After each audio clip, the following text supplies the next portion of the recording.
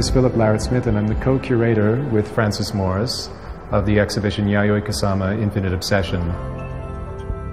One of our objectives was to make an original show. This is not the show that was at Tate Modern or the Whitney Museum in New York. It's a new show for Latin America, so it's important for us that the spectator, the visitor to the show, gets a sense of the total production of Kusama's work. So they see her earliest works on paper, her infinity net paintings, accumulation sculptures, her first sort of forays into pioneering forms of installation art, a careful selection that highlights the psychoanalytic and psychological side of Kusama's work. And this was something that interested me in particular because as a curator, I tend to look at the work of artists through a psychoanalytic and psychological lens. That's what interests me the most. Yayoi Kusama is arguably Japan's greatest living artist. She's widely acknowledged in Japan and across Asia as a superstar. But she had a really interesting history, and she was very much part of the history of European American art in the 1950s and 60s. So during the 1950s, this was a period of the American occupation of Japan after the Second World War. Kusama felt that the only way to make her way would be to leave Japan and go to the West. And she made contact with American artists, Georgia O'Keeffe in particular. And finally, at the end of the 1950s, she was offered an exhibition in Seattle. And she bought a ticket, and she got on a plane, and she went to America. I think it's interesting that Kusama's otherness, her feelings of alienation from the United States, eventually led her to a position where she was totally in sync with what was happening in American subculture and counterculture. So it was an incredible strength for her as an artist, but I also think it made her life extremely difficult.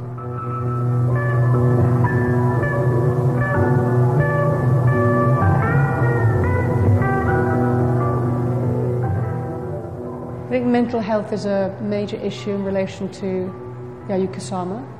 She's somebody who, since the mid-70s, has lived in a psychiatric care home in Tokyo. She lives there by night, but every day spends her time in her studio with her assistants. She suffers from obsessive-compulsive disorder, depersonalization episodes where she feels as if she is not there. And again, this relates to her need to keep asserting that she really is there, that she's not disappearing, that she's not fading away.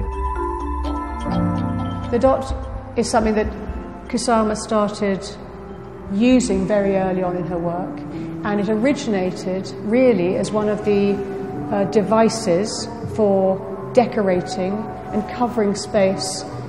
So, hugely ambitious, she takes this universal symbol and makes it her own. And it's a sort of very intelligent kind of branding. So much so that, whenever I am in the world and I see something covered in spots, I immediately think Kusama, even if they're not Kusama spots. Well, the polka dot is Kusama's signature motif. You could say that, Louise Bourgeois has her spider, and Andy Warhol has his Campbell soup can or his Marilyn. And Kusama is known as the polka dot princess. The polka dot can stand for many things. It can stand for the individual human being. It can stand for the unconscious. It can stand for all of us sort of together floating in space. Kusama has a very mystical side as well. So she talks about obliteration, and that sounds a very sort of almost like a negative thing, but for her it's a very transcendental thing. It's about becoming one with the world, becoming one with the universe. And for her, that there are connotations of peace and joy and happiness. And she wants to unite with the world and with the people in it through the device of the dot.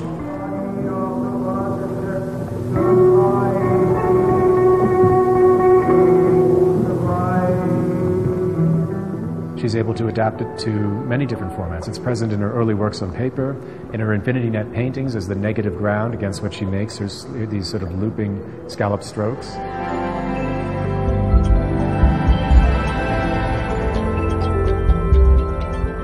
It's present in her fabric sculpture when she begins to paint red polka dots on the fabric phalli in a work like Phalli's Field, which is here in Tamayo. Kusama herself is kind of becoming a work of art, out into the world and covering the world with that image. And at the very centre of that project is the polka dot. one of the pieces that speaks most to me is called Walking on the Sea of Death. And it consists of a rowboat that Kusama has scavenged from somewhere and covered with fabric sculptures that resemble phalluses. Kusama is trying to find a way to completely immerse the spectator in her psychic universe. This is a powerful way for her to communicate her own, very hermetic and subjective experiences. Well, we're sitting in Kusama's infinity mirror room filled with the brilliance of life. This is a late work. It was first made in 2011. It was commissioned for the Tate Modern Retrospective by Francis Morris. Kusama is one of the few contemporary artists who is engaging almost unapologetically with visual beauty.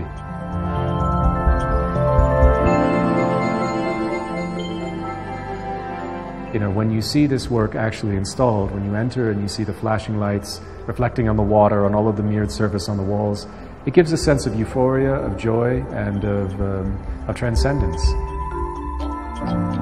Kusama's art brings joy to the spectator in a way that few other artists do. When I walk through the exhibition, it's amazing to see how happy people are to encounter Kusama's art. Kusama has this ability to make other people happy through her work, even if it's come at a tremendous psychological cost to herself to make it.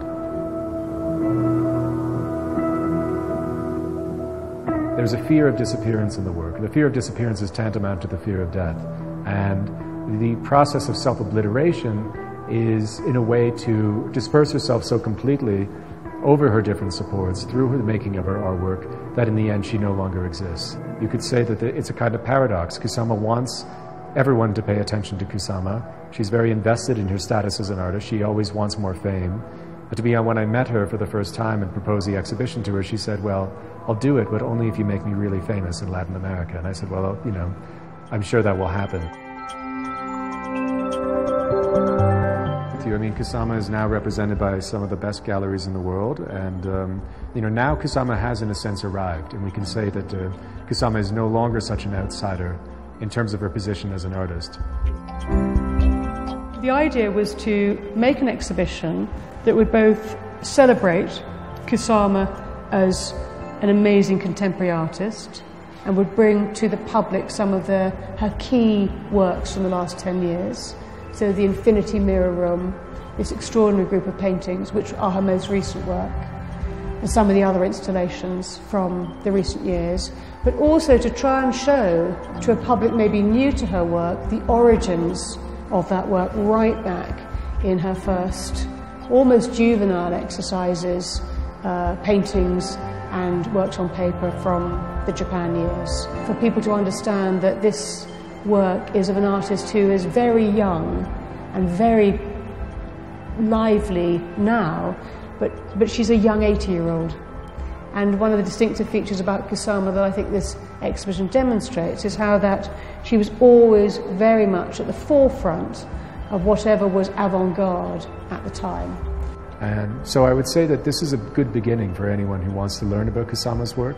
It's far from exhaustive. There's a lot more out there, and this again is part of our kind of self-imposed mission to create a thesis show for Latin America that offers something new to the world, that offers something new about Kusama's work.